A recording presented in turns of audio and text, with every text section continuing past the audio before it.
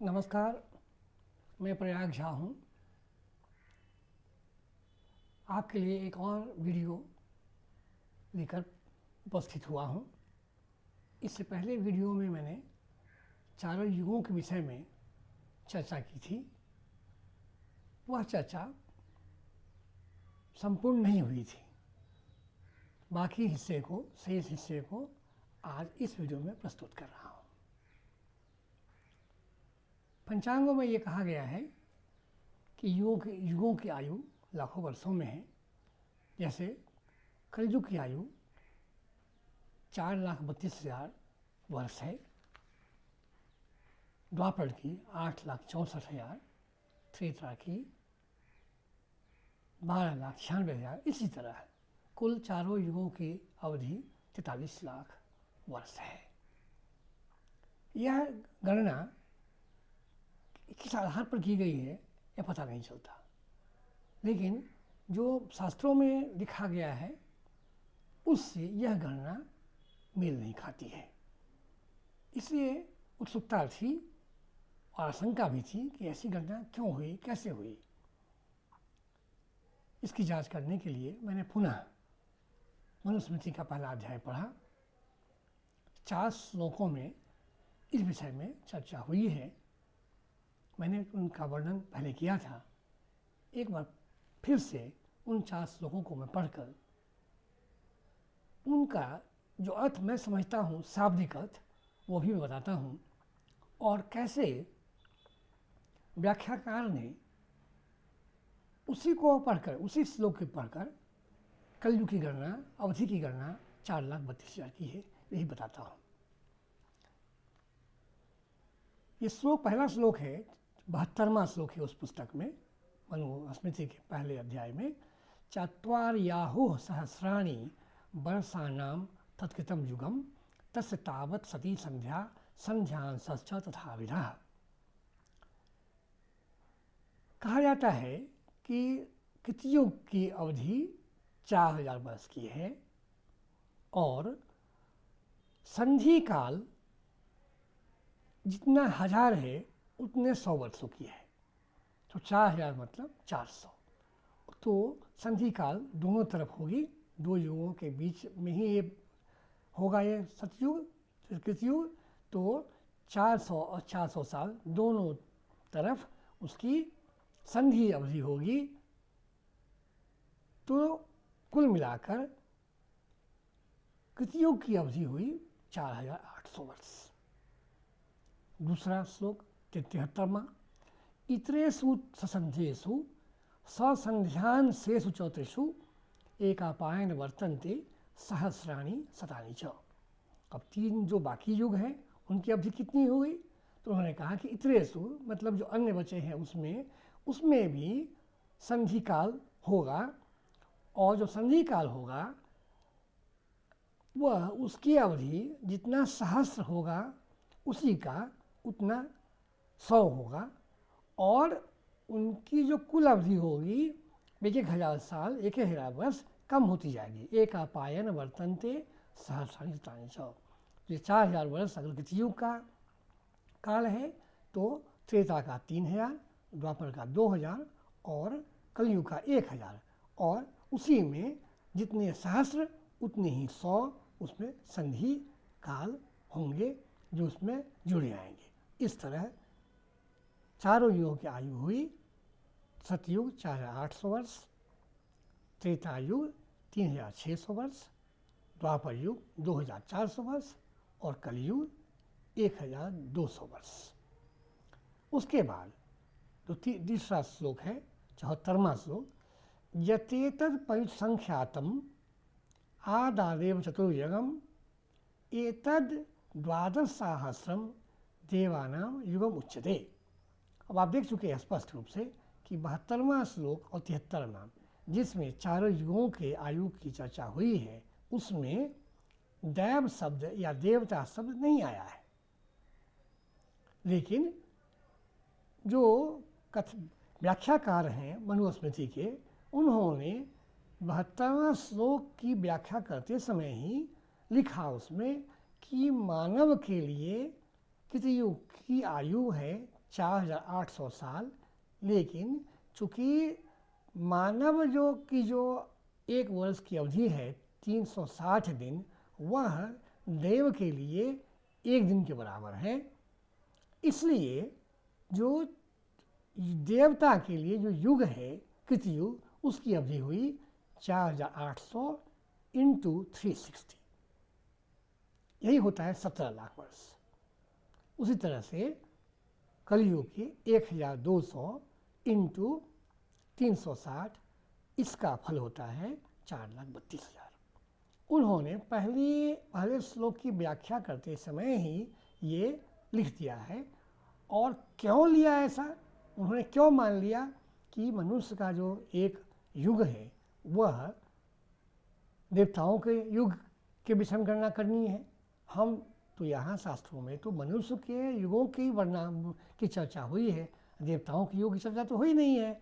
फिर भी उन्होंने, व्याख्याकार ने इसमें ऐसा लिखा है, जिसके कारण यह उनका जो सोचना है, उनकी जो व्याख्या है, इस शब्दों से मेल नहीं खाती है और उसमें त्रुटिपूर्ण है। अब देखिए तीसरा श्लोक क्या है इसमें, ये ते तत्परिसंख्यातम आददेव चतुर्युगम एतद्वादश सहस्रम देवानाम युगम उच्यते। इस श्लोक में ये कहा गया कि देवताओं का युग क्या होगा।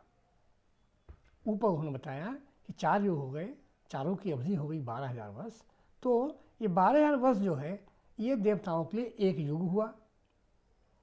फिर आगे लिखते हैं कि दैविका नाम युगानाम तो सहस्रम परिसंख्या ब्राह्मम एकम अहाज्ञेयम तावती रात्रिरेव च। फिर मनुजी ने कहा कि देवताओं का जो एक युग हुआ 12,000 वर्ष का, उसका सहस्र 1000 संख्या जो है, वह संख्या जो है ब्रह्मम एकम अहम ज्ञेयम, उसको आप ब्रह्मा जी का एक दिन समझिए। ज्ञेयम एक दिन समझिए उसको आप, तावती और उतना ही रात्रि चाओ, उतनी अवधि ब्रह्मा जी के एक रात की भी है। अर्थात चतुर्युग जो है 12,000 वर्ष का, वह एक युग हुआ देवताओं का। उसका 1000 गुणा जो हुआ वह है ब्रह्मा जी का एक दिन, और वही उसी का 1000 गुना ब्रह्मा जी की एक रात्रि। इस तरह ब्रह्मा जी की एक रात्रि और एक दिन की अवधि हुई 1000 गुना 24,000 वर्ष। ये 2,40,00,000 वर्ष होता है ये ब्रह्मा जी का एक दिन रात। इनको ध्यान से पढ़ने से मालूम पड़ता है कि जो गणना हुई है 4,32,000 करोड़ की, उसका कोई इसमें तारतम्य नहीं है।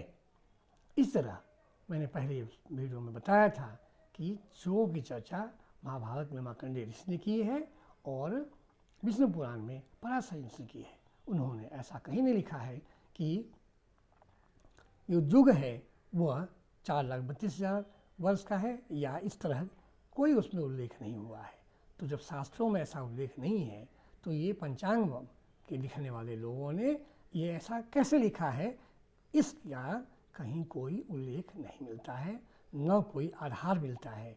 मनुस्मृति के जो अनुवादक हैं या व्याख्याकार हैं, उन्होंने जो गणना की है वो तो गणना निराधार है।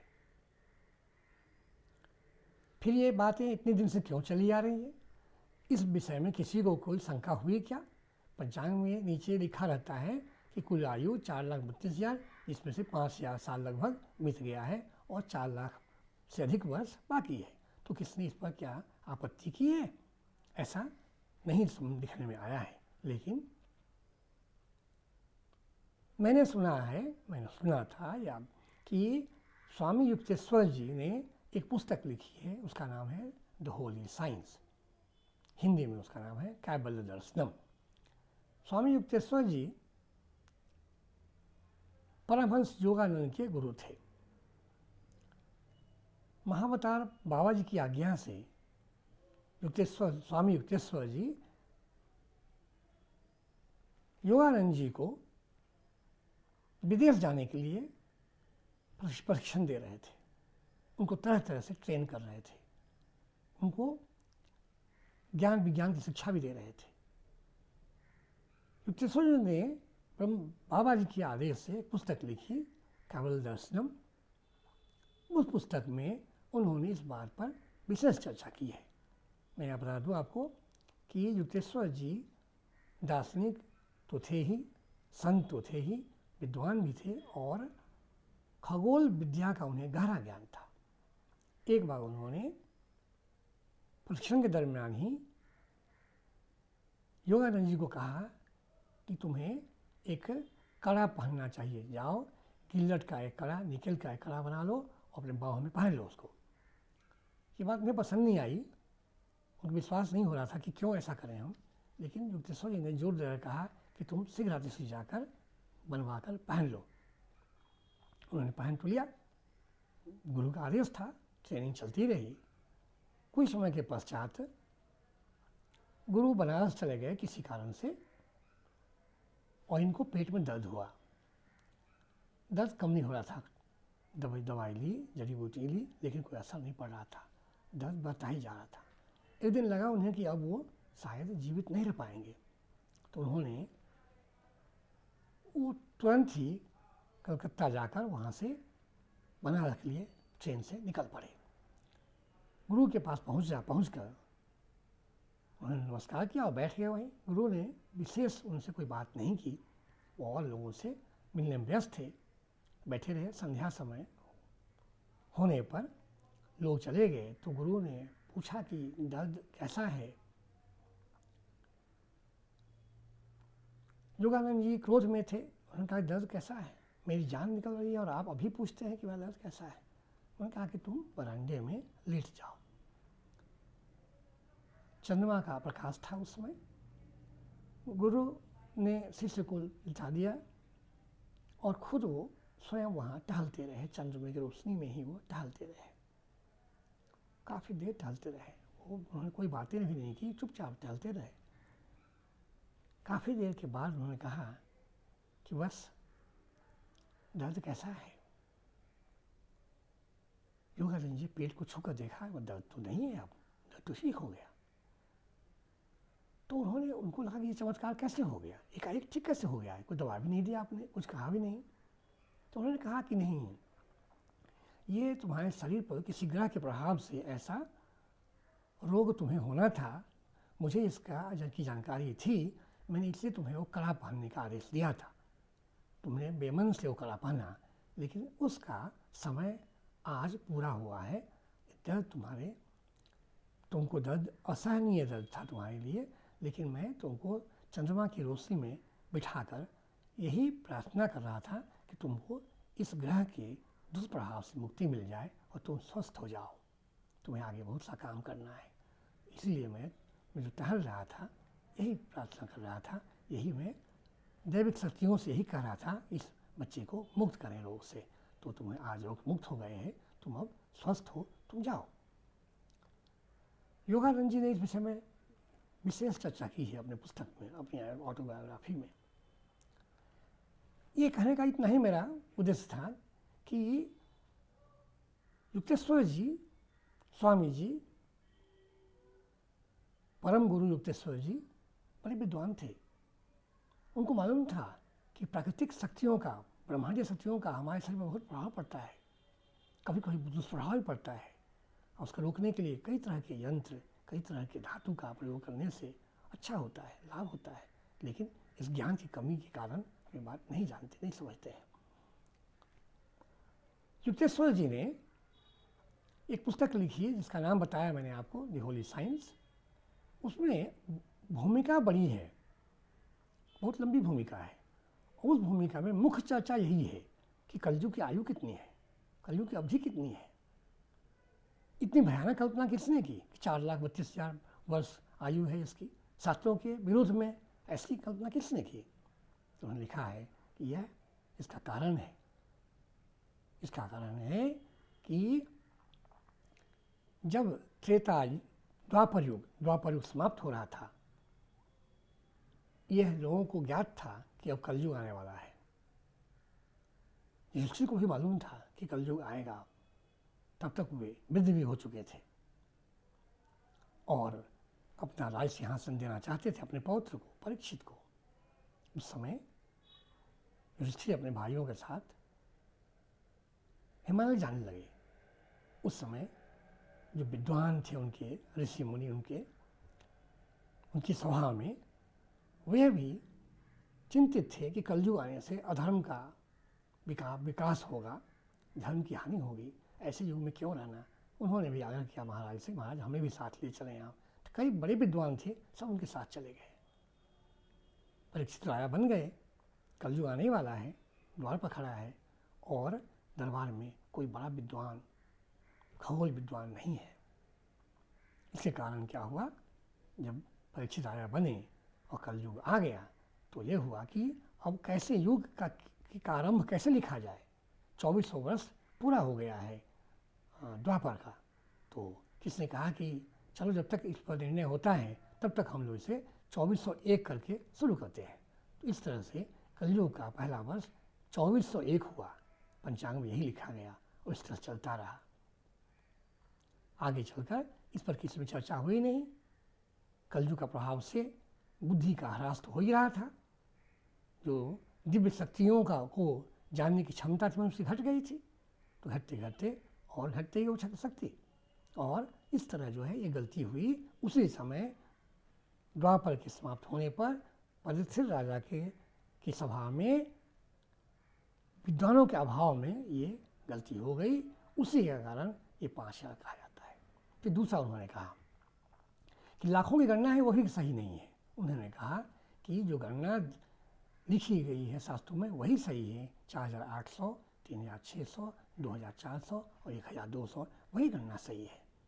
ये युगों की गणना लाखों वर्षों में नहीं होती है, वो है नहीं वो। उन्होंने ये भी कहा कि युगों की गणना जो होती है उसका आधार जो है वो खगोलीय है, ज्योतिषीय है और वो वैज्ञानिक आधार है। उन्होंने कहा कि ये 4 युग जो है परिवर्तन जो होता है तो उस क्यों ऐसा होता है। उन्होंने लिखा है उस भूमिका में कि सारे जो ग्रह नक्षत्र हैं सब गतिमान हैं।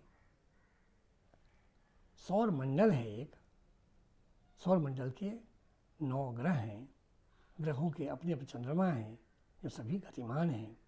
और ये सौर मंडल अपने पूरे परिवार के साथ एक बिंदु की परिक्रमा करता है। वो बिंदु क्या है, सूर्य ने कहा है कि उस बिंदु को हम ब्रह्म नाभि, विष्णु नाभि कह सकते हैं या ब्रह्म का केंद्र कह सकते हैं। ये महा बिंदु है, ये ब्रह्मांड का बिंदु है ये। तो उन्होंने कहा कि सौर मंडल भी इस बिंदु की परिक्रमा करता है, लेकिन उसकी परिक्रमा की यात्रा ये यात्रा का जो मार्ग है वो परिधि नहीं है बल्कि वर्तुलाकार, वो अंडाकार है।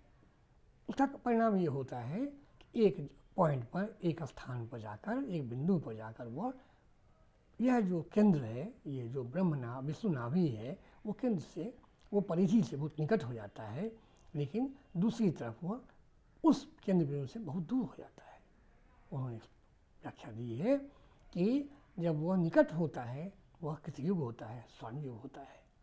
जैसे जैसे दूर हो जाता है उस तरह से मनुष्य की मानसिक बौद्धिक क्षमता घटती जाती है, दूर होती जाती, कम होती जाती है।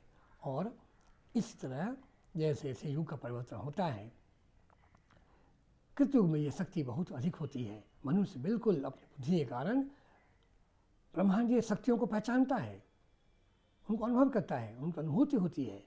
वह ईश्वर से दूर नहीं होता, ईश्वर के विषय में ज्ञात होता है, ज्ञान होता है, और ईश्वर से मिल भी सकता है। हम सुनते हैं कि कृतयुग में अनेक जो ऋषि होते थे बड़े बड़े, वो ईश्वर से मिलते थे। दुर्वासा, भृगु, ये जो ऋषि अत्रि, अंगिरा, ये सब ऋषि थे जो वो सब देवताओं से मिलने में उन्हें कोई व्यवधान नहीं होता था, कभी मिल देते थे वो।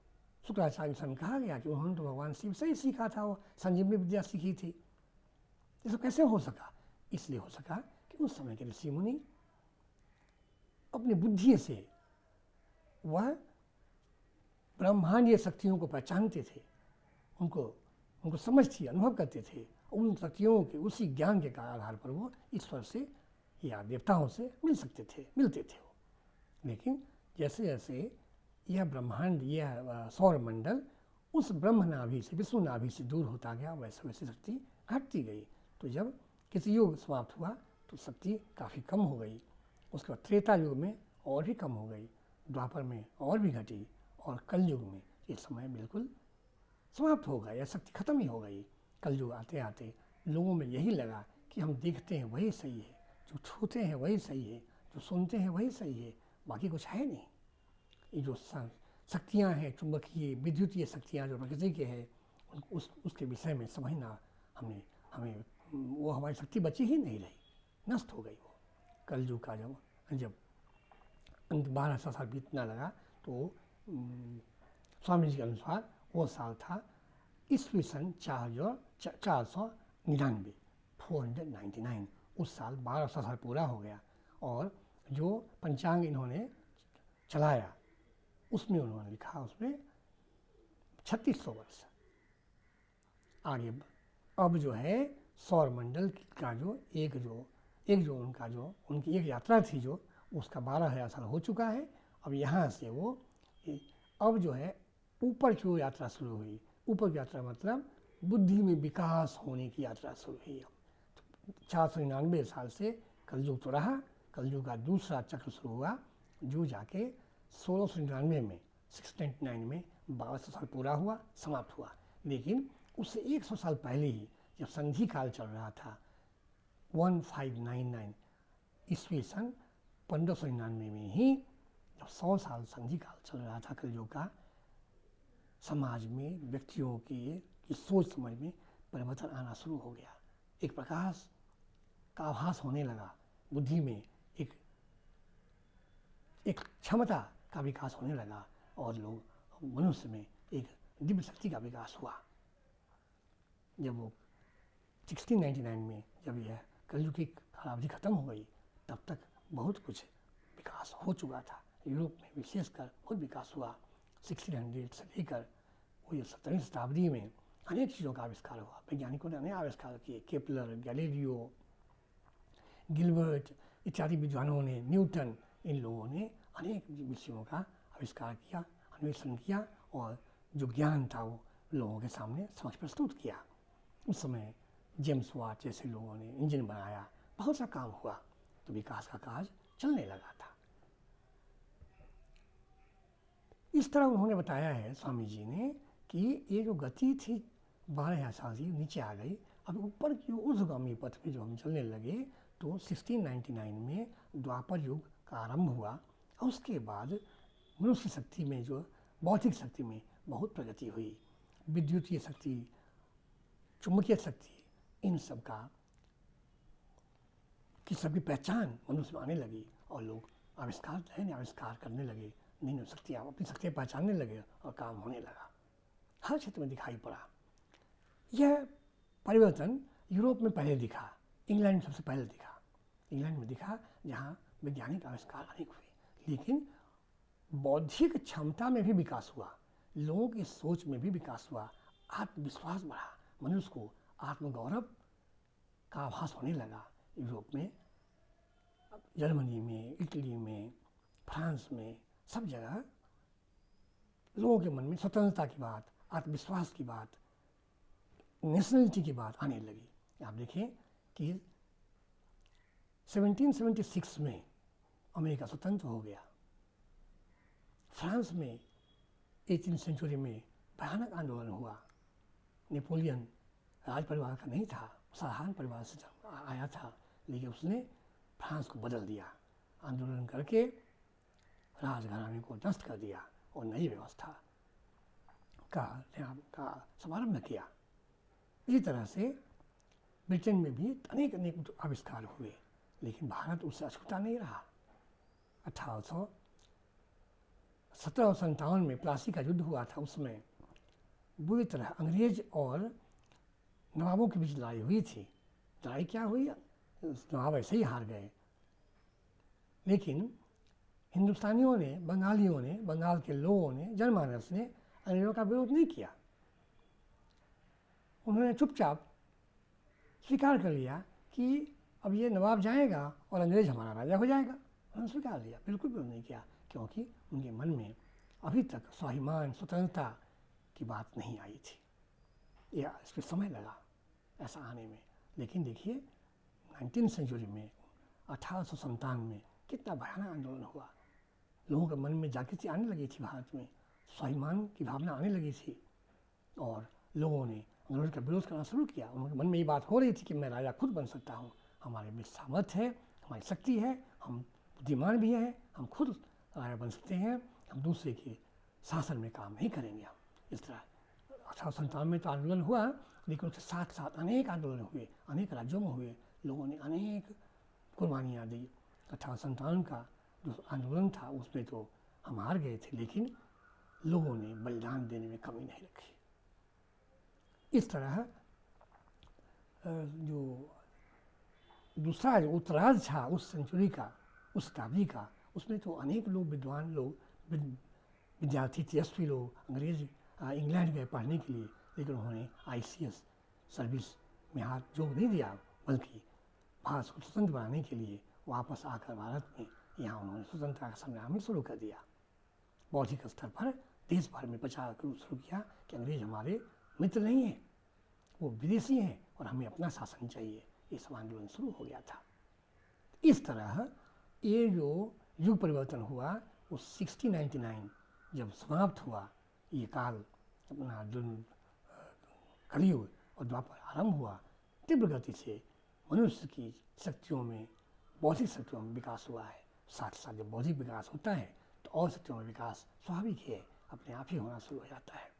इस तरह युक्तेश्वर जी ने ये गणना करके बताया कि जो अभी जो चल रहा है समय वो द्वापर है, और उसका उनकी गणना के आधार पर अभी जो है 322वां साल है द्वापर का।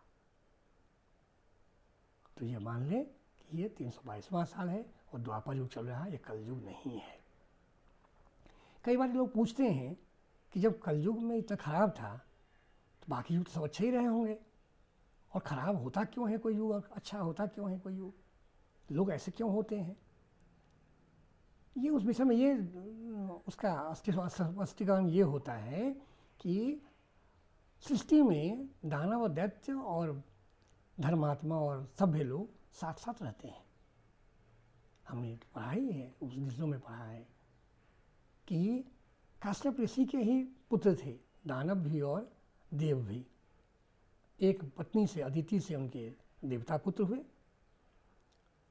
अग्निदेव, वायुदेव, अनेक देवता, और दूसरी पुत्री दिति से जो पुत्र हुए वह हयग्रीव था। उसके बाद हिरण्यकशिपु, अनेक ऐसे राक्षस हुए जो दुष्प्रवृत्ति वाले लोग थे। तो ऐसा क्यों होता है? अब इसका कारण तो पता नहीं, लेकिन प्रकृति में दोनों तरह की धारणाओं वाले लोग होते आए हैं सभी युगों में,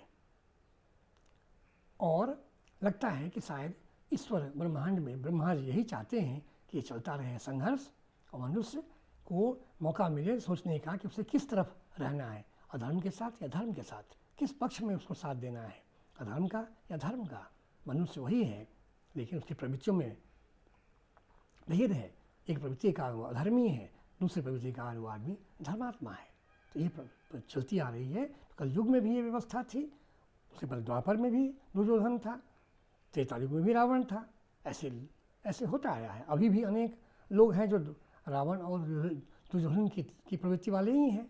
ये चलता रहेगा ये, इसलिए ऐसा नहीं कर सकते कल युग है तो बहुत ख़राब है और बाकी चीज़ों में हम अच्छे नहीं हैं। हम द्वापर आने से एक बात स्पष्ट है कि विकास की गति तेज हुई है, समाज में अन्याय कम हुआ है, कोई बहुत ही लाचार और असहाय नहीं है, कोई बहुत अन्याय नहीं कर सकता और बच नहीं सकता, उस पर कानूनी कार्रवाई होती है, अनेक तरह से दबाव पड़ता है। ये नहीं हो सकता अभी, तो समय बदल रहा है। हमारा ऐसा लगता है हमको कि कलयुग जो था, जिसके विषय में हमें अनेक शंकाएँ थी, वो समाप्त हो गया है। अभी द्वापर युग चल रहा है। यह युग अच्छा है इस कारण से कि मनुष्य की बुद्धि में विकास, चारों तरफ विकास हो रहा है, बहुयामी विकास हो रहा है। इससे मनुष्य का जीवन, धरती पर जीवन में सुधार होगा, अत्याचार कम होगा, धर्म की प्रतिष्ठा होगी, और आगे धीरे धीरे मनुष्य पुनः देवता बनने के मार्ग पर अग्रसर होता जाएगा। आगे ये जब चलेगा, द्वापर के बाद फिर त्रेता आएगा, उसके बाद सतयुग आएगा, उस समय होते होते मनुष्य पुनः उस स्थिति में पहुंच जाएगा कि जब वह शक्तियों को, ब्रह्मांड शक्तियों को पहचानेगा, वह विद्युतीय शक्तियों को, चुंबकीय शक्तियों को पहचानेगा और ब्रह्म के साथ उसका साक्षात्कार होना मुश्किल नहीं होगा।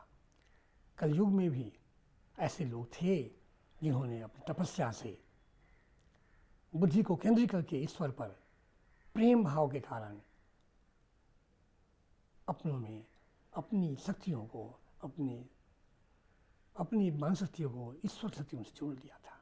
रामकृष्ण परमहंस ऐसे थे। रामकृष्ण विषय में विवेकानंद जी ने स्वयं लिखा है कि उन बार बार जब पूछते रहे कि हमको ईश्वर से कब दर्शन कराएंगे आप, बार बार पूछते थे कब कराएंगे आप। कभी कभी वो झगड़ा भी करते थे गुरु से कि हमें आप आश्वासन दे रहे हैं लेकिन कर नहीं रहे हैं। कोई दिन उन्होंने कहा कि तुम बैठो, मेरे नज़दीक आकर बैठो। उन्होंने उनके हाथ पर अपना हाथ उनके सिर पर रख दिया। सिर पर हाथ रखते ही उनके शरीर में ऊर्जा का ऐसा प्रवाह शुरू हुआ कि वो बेचैन हो गए और चिल्लाने लगे, बचाओ बचाओ, मैं मर जाऊंगा, गुरुजी ऐसा मत करिए, हम मर जाएंगे, हमारे परिवार है, हमारी माँ बाप हमारे हैं, माँ है हमारे, पिताजी नहीं थे उनके, हमको उनकी देखभाल करनी पड़ेगी, आप बचाइए बचाइए।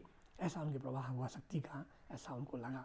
उसी तरह से जब ये योगानंद जी जब वो मेडिटेशन करते थे तो कई बार करते थे लेकिन मन उनका शांत नहीं होता था। युक्तेश्वर जी को ये पता चलता रहता था कि ये क्या कर रहे हैं, वो ठीक से नहीं कर रहे अभी। उन्होंने कहा कि तुम जो कर रहे हो, तुम्हारा मन तो पेड़ के पत्ते की तरह हिल रहा है, तो ये तुम्हारा मेडिटेशन कैसे हो पाएगा, नहीं हो पाएगा। ध्यान करना है, मैं नज़दीक बैठो, बताओ। उन्होंने कहा तुम यहाँ बैठो, आंखें बंद करो, मैं जो कहता हूँ वो करो, उस तरह से ध्यान करो। तो जब वो ध्यान करने लगे तो जो स्वामी जी ने उनकी छाती पर एक दस्तक दी। दस्तक मिलती ही योगानंद जी ने अपनी किताब में लिखा है कि बेहोश जैसा हो गए। उनको लगा कि वो उनके शरीर से एक शक्ति संचार हो रहा है और वो देख पा रहे हैं कि शरीर के अंदर ब्लड का सर्कुलेशन कैसे हो रहा है, रक्त प्रवाह कैसे हो रहा है, अंदर क्या क्या क्रियाएं हो रही है, वो सब देख पा रहे हैं। वो ये भी देख पा रहे हैं मन ही मन कि पेड़ों में रस जो ज़मीन से कैसे ऊपर जा रहा है, कैसे पत्तों में फैल रहा है। वो इस तरह अनुभव होने लगा उन्होंने। कुछ समय के बाद स्वामी जी ने कहा कि अब आज के लिए इतना ही काफ़ी है, अब तुम जगो। उन्होंने दस्तक दी उनकी छाती पर। पुनः योगानंद जी आँखें खोली, ये किया। मेरा कहने का तात्पर्य इतना ही है कि इस युग में भी जहाँ बुद्धि का ह्रास भी हो गया है, तो ऋषि मुनि हैं जिन्होंने अपनी तपस्या, अपने चरित्र और मोरल स्ट्रेंथ के बल पर ईश्वर से अपने उतारात्म स्थापित किया हुआ है और वह जनता की सेवा में लगे रहते हैं। देखिएगा कि किस तरह से इस युग में, द्वापर युग में, मेडिटेशन की तरफ किस तरह झुकाव बढ़ रहा है। आप देखिए लाखों लोग मेडिटेशन कर रहे हैं, करोड़ों लोग योगासन कर रहे हैं। ये विद्या क्यों एकाएक लोगों के बीच में इतनी लोकप्रिय हो रही है? इस कारण है युग का प्रभाव, समय का प्रभाव। समय जो है वो आदमी को ऊपर की ओर ले जा रहा है, अग्रसर कर रहा है। सतयुग की तरह पूरा समाज चला जा रहा है। मेरा आप सबसे ये निवेदन है कि इस विषय पर चर्चा काफ़ी उस पर पर्याप्त है आज के लिए। आप सब भी हताश न हो कि हम कलयुग में हैं। कलयुग तो है ही नहीं, ये हम द्वापर युग में हैं और आगे आने वाला समय अच्छा बीतने वाला है और भी अच्छा। उत्तरोत्तर हम लोग मंगल प्रगति करता जाएगा और अच्छे समय की हो जाएगा। सुख शांति अधिक होगी, समृद्धि अधिक होगी और धर्म की स्थापना होगी, धर्म की विजय होगी। आज के लिए इतना ही। धन्यवाद, नमस्कार।